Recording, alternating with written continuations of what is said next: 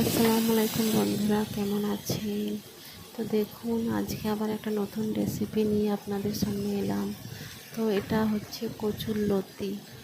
তো কচুর লতিটা দেখুন ভালোভাবে কেটে নিয়ে এতে সামান্য একটা ছোট্ট মতো আলু দিয়েছিলাম। তো দিয়ে ভালো করে কষে নিয়েছি সমস্ত মশলা দিয়ে। তো পুরো ভিডিওটা আমি দেখাতে পারি না, তাই শর্ট ভিডিওটাই দেখাচ্ছি। তো সমস্ত মশলা দিয়েছি। তো কিছু চিংড়ি মাছ ছিল, এতে দিয়ে দিয়েছি কারণ টেস্টটা আরও ভালো হয়। তো সমস্ত মশলা দিয়ে দেখুন বন্ধুরা, আমি কষে নিই। তো এখানে আমার কচুরলতি রান্না রেডি হয়ে গিয়েছে।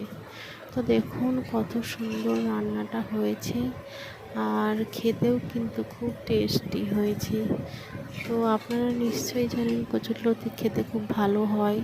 তো এতে কিছুটা চিংড়ি মাছ দিয়ে দেবেন, আরও ভালো লাগবে।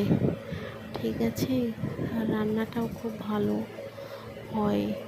তো দেখুন বন্ধুরা, লতিটা কত সুন্দর লাগছে। হ্যাঁ, তো আমি তো এই বছরেই প্রথম কচুরলতি খেলাম।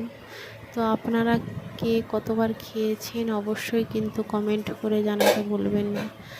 আর এই রান্নাটা কিন্তু সত্যি খুব টেস্টি হয় আর খুব ভালো লাগে।